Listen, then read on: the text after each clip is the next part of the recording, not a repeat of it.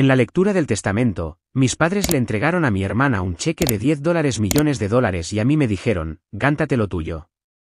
Luego, el abogado abrió un sobresellado de mi abuelo, y todo cambió.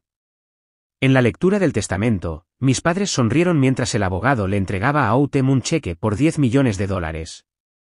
Luego, se volvieron hacia mí y dijeron, gánate lo tuyo. No lloré. No me inmuté. Simplemente me quedé mirando la mesa pulida, fingiendo que mi pulso no resonaba en mis oídos. Entonces, algo cambió. Un hombre mayor, vestido con un traje gris, se levantó. Hay un documento más, dijo, desplegando un sobre desgastado con la letra de mi abuelo. La sonrisa de mi madre se desvaneció. Los dedos de mi padre se crisparon. Los ojos de Outem se entrecerraron. Ese sobre lo cambió todo. Fue el comienzo de una tormenta que arrasaría con cada mentira cuidadosamente construida que habían edificado. Y todo comenzó en un lugar que no había visto en más de un año, el rancho de mi abuelo, en las afueras de Charleston, donde el viento una vez sonó a seguridad y ahora llevaba el peso de los secretos. No había vuelto al rancho desde la primavera anterior al fallecimiento de mi abuelo. Era extraño cómo algo tan familiar podía sentirse tan ajeno. La grava crujió bajo mis botas al bajar del coche, y las campanillas de viento del porche, antes la banda sonora de las tardes de verano y del telado preparado en el alféizar de la ventana, ahora sonaban huecas, ecos de algo perdido. Dudé antes de llamar. La pintura blanca de la puerta se había desconchado, como siempre. Los magnolios seguían inclinándose un poco demasiado hacia el este, pero no me sentía bienvenida. Cuando la puerta se abrió con un crujido, esperaba a medias el silencio. En cambio, escuché, así que, finalmente, decidiste aparecer. La voz de mi abuela no había cambiado, seguía siendo lo suficientemente aguda como para cortar el cristal. Tenía los brazos cruzados y la mandíbula tensa como una piedra. Me quedé congelada, tratando de encontrar algo, lo que fuera, en su rostro. Calidez, alivio, confusión. Pero solo había frialdad. Abuela, ¿qué está pasando?, pregunté, acercándome. Me dijeron que estabas demasiado ocupada, que no querías que te molestaran, que tenías una nueva vida. Su voz vaciló, luego se endureció de nuevo. Tu abuelo te llamó, Esquilar, todos los días en su lecho de muerte. Preguntó por ti. Tragué saliva. Mi garganta se secó de repente. Eso no es cierto. Intenté llamar. Vine en marzo. Outem estaba aquí. Dijo que no había nadie en casa. Los ojos de la abuela se entrecerraron. Estábamos aquí. Siempre estuvimos aquí. Hubo una pausa larga y dolorosa. Luego, se dio la vuelta y desapareció en la casa sin decir una palabra. La seguí, el aire dentro era más denso, como si las paredes contuvieran la respiración. Regresó sosteniendo una libreta de cuero gastada.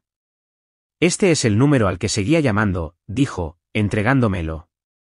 Reconocí su letra al instante, cuadrada y ordenada, con un ligero inclinación. Pero el número de la página, no el mío. Abuela, este no es mi número. Ni siquiera se parece. He tenido el mismo desde la universidad. Ella se quedó mirando la libreta, con las cejas fruncidas. Nos dijeron que lo habías cambiado, que no querías que te rastrearan, que te avergonzabas de nosotros. No, dije, retrocediendo hacia la pared en busca de apoyo. Te mintieron. Me alejaron de ti a propósito. Sus manos temblaron. Se hundió lentamente en el sillón floral gastado junto a la chimenea, como si sus rodillas se hubieran rendido. Me dijeron que el funeral era al mediodía, susurré. Llegué a la iglesia y estaba vacía. Ella levantó la vista, con el rostro pálido. El funeral fue a las 9, dijo en voz baja. Les dijeron a todos que no te presentaste, que no te importaba. Se me cortó la respiración. Nunca me habría perdido su funeral. Nunca. Por un momento, la habitación estuvo en silencio. Demasiado silencio. Y entonces lo sentí, como una grieta en la presa, mi pecho se apretaba, mi visión se nublaba. Me hundí junto a ella, agarrando su mano como una niña. No lo sabía, dije. Ni siquiera sabía que estaba enfermo hasta que fue demasiado tarde. su voz se suavizó, su mano rozó la mía. Ahora sabemos la verdad. Eso es lo que importa. Lo sabemos. Nos sentamos allí durante mucho tiempo. El silencio no era incómodo. Era pesado, denso con todo lo no dicho. El viejo reloj de la repisa sonaba más fuerte de lo que recordaba. Afuera, el viento se levantó y arrastró hojas secas por el porche como recuerdos inquietos. Finalmente, la abuela se levantó. Sus manos temblaban ligeramente, pero había un fuego en sus ojos que no había visto en años. «Los voy a llamar», dijo. «¿A quiénes?» Al principio no respondió. Fue al viejo teléfono de disco de la pared de la cocina, el que el abuelo se negó a reemplazar, y comenzó a marcar. Cada clic del disco se sentía deliberado, cargado, como la puntuación de una frase que había esperado demasiado tiempo para escribir. Observé sus dedos, adelgazados por la edad, pero firmes con resolución. Cuando la línea conectó, su voz se volvió fría y cortante. «Caroline, los necesito a ti, a David y a Autumn. Aquí, ahora». Una protesta ahogada se escuchó a través del auricular, pero ella la interrumpió. «No, no puede esperar. Estén aquí en una hora». Colgó sin despedirse. Luego, se volvió hacia mí. «El abogado también viene en camino». Estaré. «El abogado del abuelo». Ella asintió. «Tu abuelo». Dejó algunas cosas, instrucciones, pero dejó claro que debían leerse solo con todos presentes. «Así que, eso es exactamente lo que vamos a hacer». No hablé. No era necesario. Solo asentí. Durante la siguiente hora, me senté en la pequeña mesa de la cocina, deslizando mi dedo por el borde de la madera. Esa mesa, la misma donde el abuelo solía tomar su café matutino mientras leía revistas científicas que yo le enviaba desde la universidad. El lugar donde me preguntó por primera vez sobre mi estudio de comunicación. El lugar donde una vez le dije que quería estudiar la memoria de las plantas. Y no se rió. Miré alrededor de la cocina. Las mismas cortinas, el mismo zumbido del viejo refrigerador. Pero el aire había cambiado. Los pasos resonaron en el porche. Sonó el timbre. La abuela me puso una mano en el hombro. «Quédate aquí. Te llamaré cuando sea el momento». Desde la cocina, pude oírlos llegar uno por uno. La voz excesivamente dulce de mi madre, «Oh, Dios mío. Huele exactamente igual aquí». El tono calmado y mesurado de mi padre, creí que esto ya estaba arreglado. El suspiro despectivo de Autumn, «En serio, esto no podía haber esperado a que terminara la tramitación del patrimonio».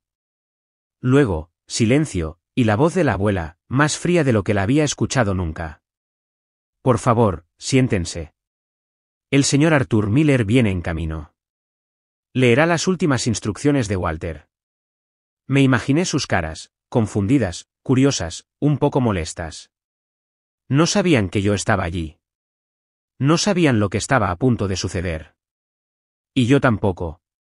Pero, en el fondo, esperaba que, tal vez, por una vez, alguien dijera en voz alta lo que siempre había sabido en lo más profundo de mi ser, que lo que hicieron no era amor, que el silencio, la exclusión y la manipulación no eran malentendidos. Eran elecciones. La puerta principal volvió a crujir. Escuché una nueva voz. Firme, profesional, la del abogado. «Esto no tardará mucho», dijo. «Pero debe hacerse correctamente». Esa fue mi señal. La voz de la abuela me llamó: «Esquilar, entra ahora». Me levanté. Mi corazón se aceleró. Y, al cruzar el umbral de la cocina hacia la sala de estar, 3 cabezas se giraron en mi dirección, con los ojos muy abiertos, sus expresiones desmoronándose a la vez. La sonrisa de mi madre se congeló. La mandíbula de mi padre se tensó. El rostro de Autumn palideció. El aire chasqueó como estática. No solo estaban sorprendidos de verme, sino que estaban aterrorizados. Los 3 se quedaron mirando. Mi madre parpadeó como si hubiera visto un fantasma. Mi padre se ajustó el cuello, un tic nervioso que no había visto en años. La boca de Autumn se abrió ligeramente, pero no salió ningún sonido. Parecía como si alguien le hubiera arrebatado el guión de las manos en medio de una actuación. Mantuve la espalda recta. Si esperaban que me encogiera, se llevarían una decepción. La abuela señaló un sillón vacío frente a ellos. Me senté lentamente, regulando mi respiración. El señor Miller, el abogado, me hizo un rápido asentimiento, cortés pero indescifrable, luego abrió su maletín de cuero y sacó un grueso sobremanila. Esto, comenzó, es el último testamento de Walter Hayes, registrado y sellado según su petición. Además de los documentos oficiales, ha incluido una carta manuscrita para ser leída en voz alta. Nadie habló. Se aclaró la garganta y comenzó. A mi esposa, Eleanor Hayes. La abuela ni siquiera parpadeó. Le dejo nuestro rancho familiar, la casa y fondos suficientes para su comodidad y cuidado. Ella sabe cómo encontrar el resto. Luego, volteó la página. A mi nieta, Esquilar Hayes. La habitación se tensó. Lo sentí. Le dejo el anexo de investigación Hayes, ubicado en 317 Laurel Creek Road, Charleston, incluyendo todo el equipo de laboratorio, cuentas de financiación, patentes de investigación activas y propiedad intelectual actualmente registrada bajo Hayes Nevasian. Un jadeo, no el mío. Los ojos de mi madre se dirigieron a Autumn. Mantuve las manos entrelazadas. El señor Miller continuó, y, finalmente, el resto de mi patrimonio, bienes financieros, acciones y fondos de jubilación se dividirán por igual entre mis dos nietas, Esquilar y Autumn Hayes. Ahí estaba, una bomba, silenciosa y elegante. Pero la explosión vino justo después. Autumn se puso de pie de un salto. Su silla raspó el suelo con un chillido. ¿Qué? Escupió. Le dio el anexo, toda la instalación. Su voz se quebró, cruda. Eso es una locura. Tú me dijiste, señaló a nuestros padres, temblando. Dijiste que todo sería mío. Que si seguía visitándolo, si sonreía y me portaba bien, todo me llegaría. Los labios de mi padre se tensaron, pero no respondió. Mi madre miró el suelo como si pudiera abrirse y tragársela entera. Yo solo me quedé sentada, observando cómo todo se desmoronaba. El señor Miller levantó una mano con calma. Hay más. El señor Hayes también escribió una carta personal a Esquilar, la cual pidió que fuera leída en voz alta en esta habitación, delante de la familia. Autumn soltó una risa amarga, pero nadie la acompañó. La abuela le entregó una carta doblada que sacó del cajón junto a ella. La escribió la semana antes de morir, dijo. Me hizo prometerlo. El abogado la desdobló lentamente, con cuidado de no romper el papel arrugado. La letra del abuelo, grande, segura, llenaba la página. A mi querida Esquilar, comenzó a leer el señor Miller. Si esto se está leyendo, entonces ya no estoy a tu lado. Pero mi fe en ti permanece, más fuerte que nunca. Las palabras me golpearon como un cálido viento a través de una ventana abierta. Siempre fuiste la tranquila, la observadora, la pensadora, la que preguntaba por qué cuando a los demás no les importaba. Autumn se desplomó de nuevo en su silla. Los dedos de mamá se retorcían en su regazo. Papá miraba por la ventana. Construiste tu propia verdad en una familia que nunca aprendió a honrar la tuya. Sentí que algo cambiaba dentro de mí. No era rabia, ni venganza, solo reconocimiento. Nunca fuiste un error. Fuiste el legado del que más orgulloso me sentía. Las lágrimas empañaron mi visión, pero no desvié la mirada. Quería que todos oyeran cada palabra. Cada una de ellas. La voz del señor Miller se mantuvo firme, incluso cuando el peso de las palabras alteró el aire de la habitación. Vi cómo aferrabas esa pequeña libreta cuando tenías 7 años, registrando cuánto tardaban las gotas de lluvia en llenar un vaso. Vi cómo tu cara se iluminaba cuando descubrías patrones, mientras todos los demás solo veían distracciones. Se me apretó el pecho. Recordé esa libreta. Todavía la tenía. Continuó, vi cómo tu alegría se atenuaba cuando tu madre te ignoraba. La forma en que tu padre cambiaba de tema cada vez que compartías algo de lo que te sentías orgullosa.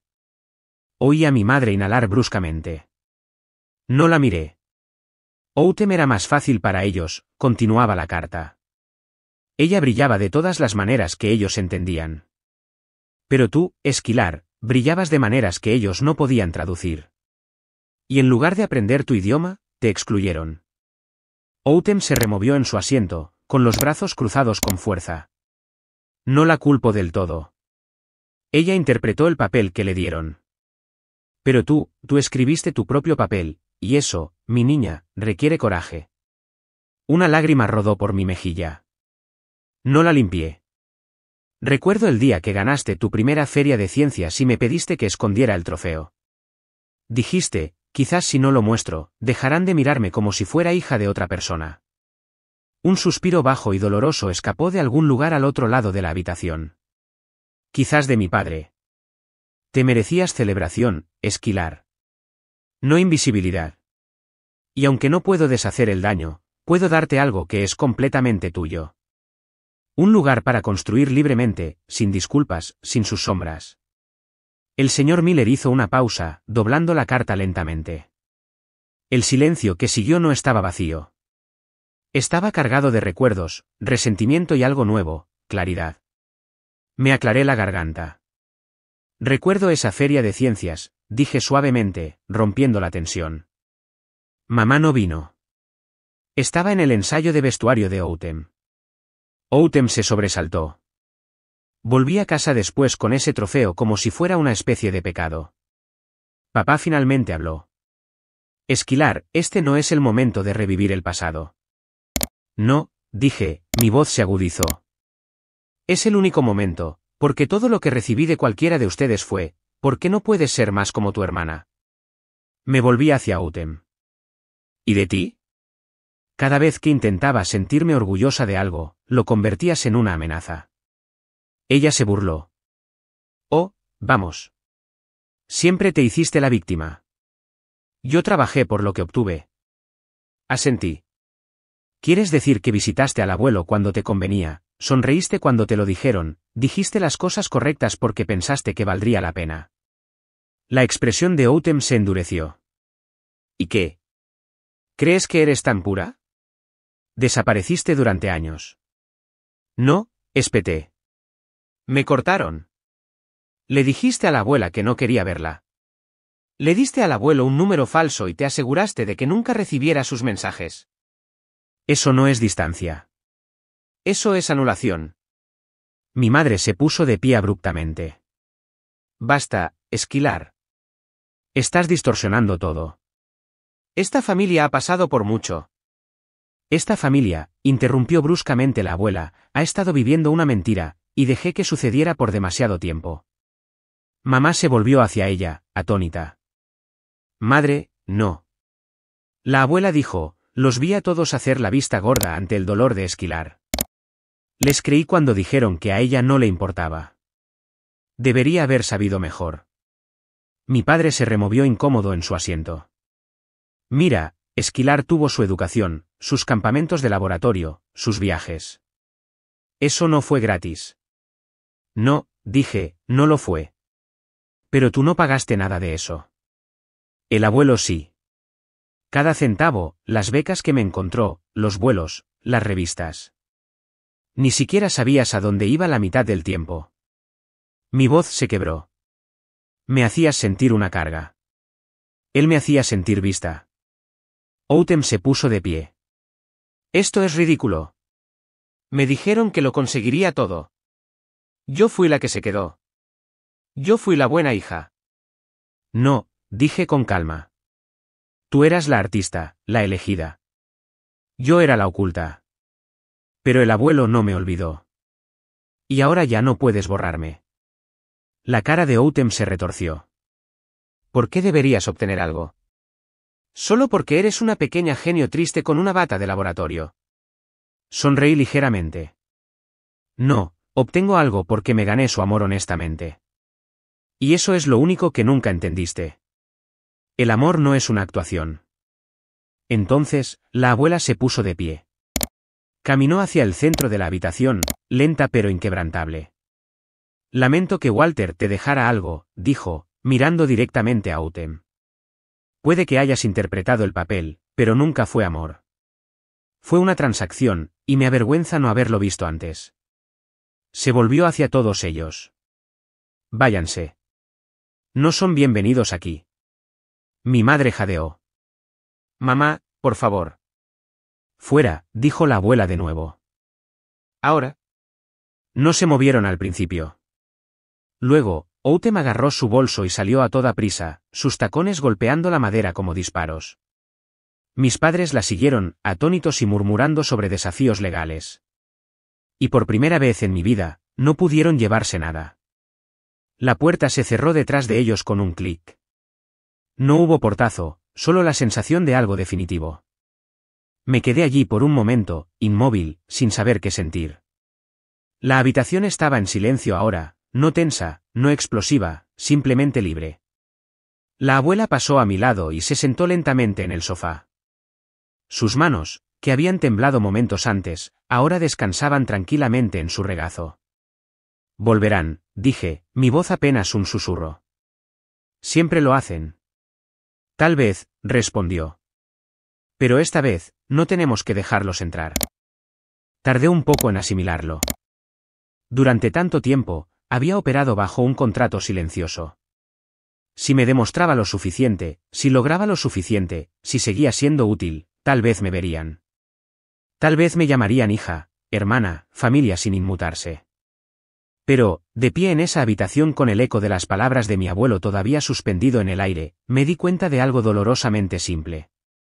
Había estado tratando de ganarme el amor de personas que nunca tuvieron amor para dar. ¿Y el abuelo? Él lo había visto mucho antes que yo. Creo que necesito aire, dije. La abuela asintió y salí al porche trasero. Las tablas crujieron bajo mis pies. Un sonido que una vez significó hogar. Ahora significaba cambio. Los magnolios seguían floreciendo en la esquina. Más allá de la cerca, el mismo campo de tierra roja donde el abuelo una vez me dejó construir mi primer invernadero cuando era niña. Se había derrumbado después de 2 semanas, pero él lo llamó un desastre perfecto.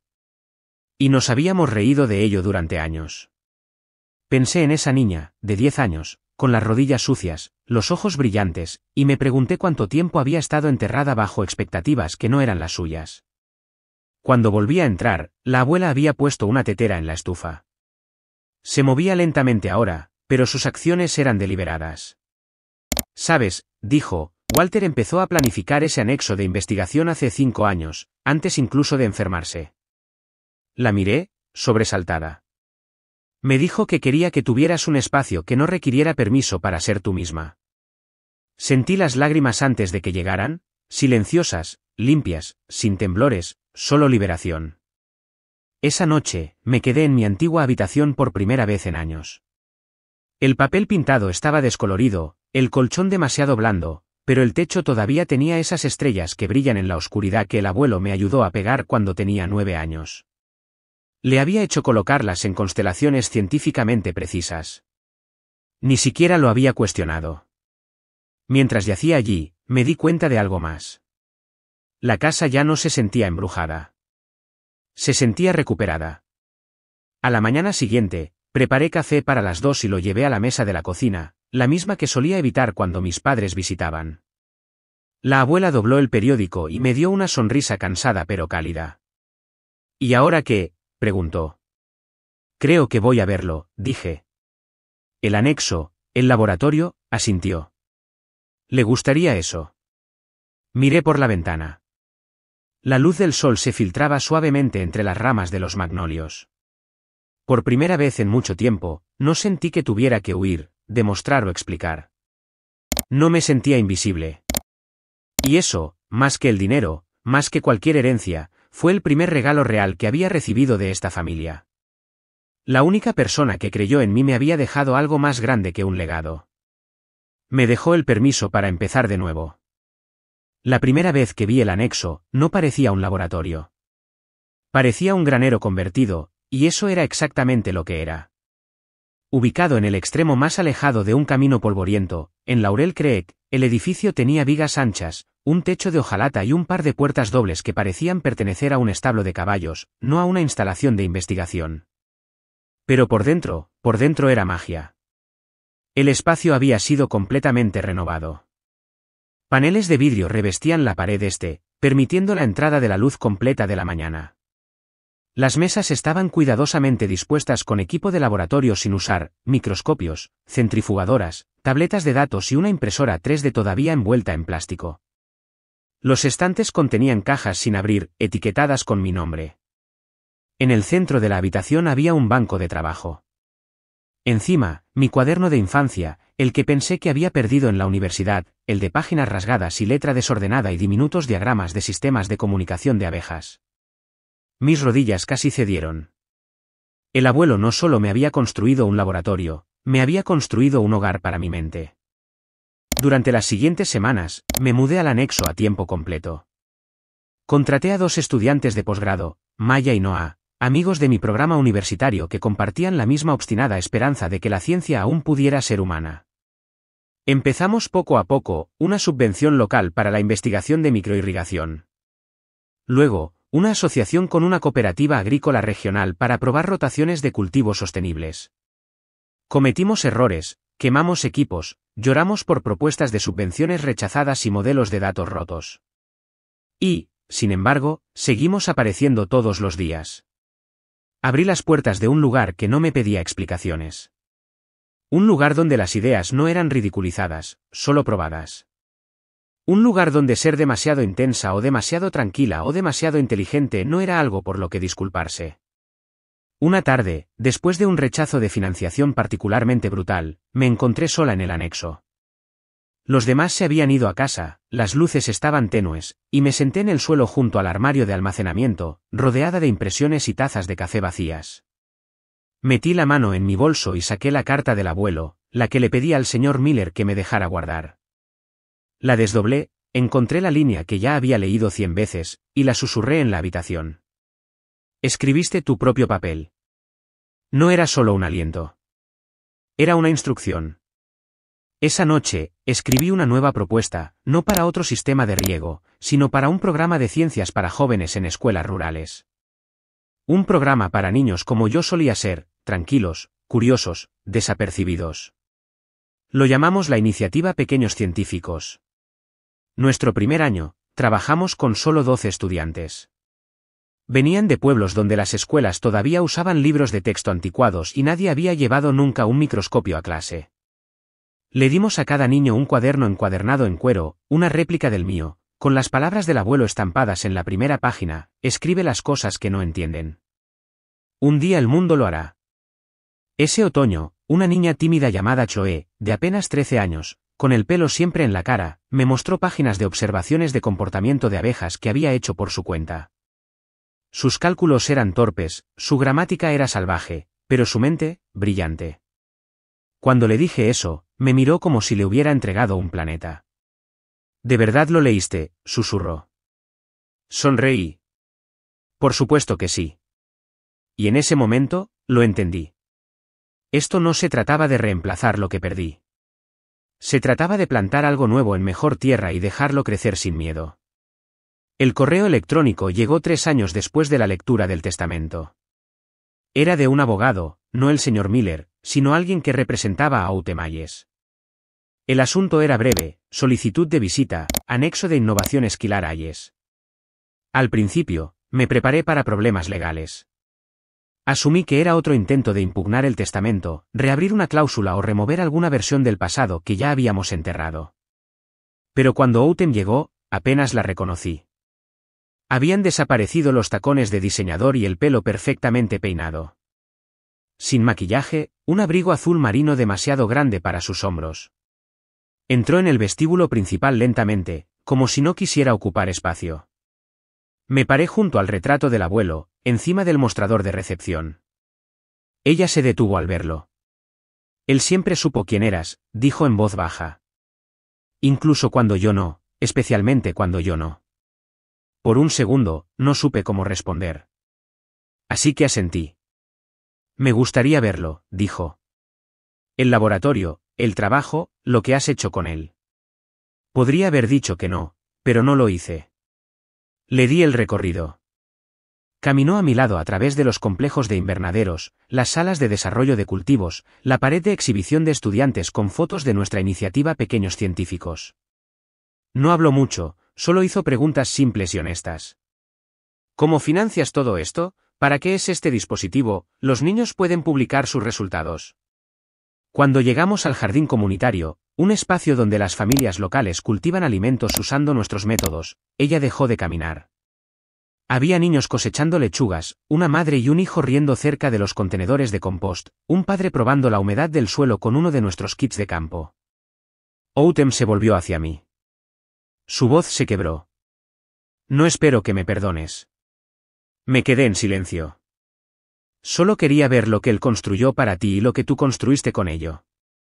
No lloró, pero sus manos no dejaban de moverse, tirando de sus mangas, trazando círculos invisibles en la barandilla. La dejé quedarse todo el tiempo que quiso. Sin sermones, sin represalias, solo la verdad. No hablamos a menudo, pero ahora, 2 veces al año, Autumn se ofrece como voluntaria en el campamento de ciencias para jóvenes. Ayuda a los estudiantes con sus habilidades de presentación, como explicar datos complicados en un lenguaje sencillo, como pararse con confianza. Los niños la adoran. Algunos incluso la llaman entrenadora A. Al final de su primer verano como voluntaria, me entregó una carpeta. Escribí una guía de comunicación para los niños tímidos, dijo, casi avergonzada. Pensé que podría ayudar. La abrí esa noche. No era perfecta, pero era reflexiva, amable, real, y por primera vez en mi vida, vi una versión de mi hermana que no me asustaba.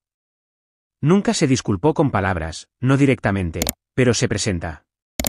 Eso es más de lo que esperaba. Y tal vez, solo tal vez, sea suficiente. No somos hermanas como la gente lo entiende. Pero en este pequeño rincón de un mundo que el abuelo soñó, hemos dejado de fingir.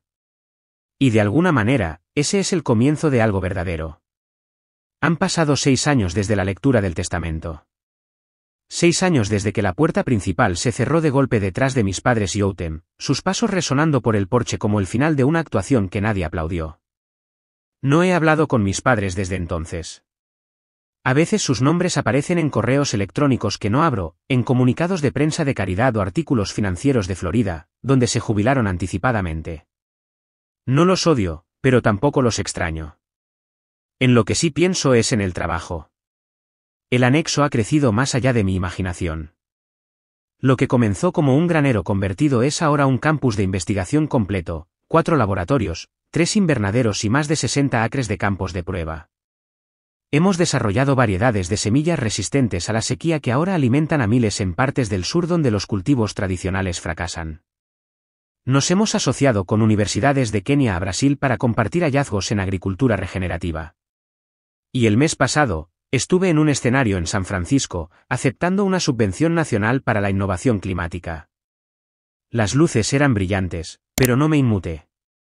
Llevaba un traje azul marino y el reloj de bolsillo del abuelo metido en el bolsillo del pecho, el que la abuela me dio el año pasado, con sus iniciales apenas descoloridas. Dentro de la tapa, una pequeña foto mía a los 10 años, de pie con orgullo junto a mi exposición sobre la comunicación de las abejas, sonriendo de oreja a oreja. Lo llevaba con él todos los días, había dicho la abuela. Ahora descansa sobre mi escritorio en el anexo, justo donde la luz de la mañana lo ilumina y proyecta pequeños círculos de brillo sobre mis notas de investigación. Algunos días le hablo. No con palabras, solo en silencio. Cuando un experimento falla, cuando un niño del programa gana una beca, cuando recuerdo lo cerca que estuve de creer que no importaba. Él nunca me dejó desaparecer. En realidad, no, y ahora entiendo por qué. El legado no es un monumento. Es un mapa. Uno construido con elecciones, bondad y pequeños anclajes dejados para que alguien los siga cuando el mundo intente borrarlos. En estos días, la abuela vive en un pequeño apartamento conectado a mi casa en la ciudad. Ahora es más lenta, más olvidadiza, pero sigue siendo más perspicaz que cualquier otra persona que conozco cuando importa. Tomamos café todas las mañanas en el solarium. Ella me cuenta historias sobre el abuelo que nunca había escuchado, como una vez plantó un árbol solo para proponer matrimonio, como creía que la tierra podía recordar la bondad, como siempre supo que volvería. Y tal vez tenía razón. Tal vez tuve que irme para entender lo que significaría volver. Algunas tardes camino hasta el extremo de los campos del anexo, pasando por los lechos de prueba de riego solar y los huertos de los niños, hasta el viejo banco de madera que el abuelo construyó a mano. Desde allí, puedo ver las estrellas. Reales, no de las que brillan en la oscuridad que pegué en el techo de mi dormitorio. Pero todavía me hacen pensar en esa niña que fui. La que seguía preguntando por qué, incluso cuando a nadie le importaba responder. La que se negaba a callar. La que él creía.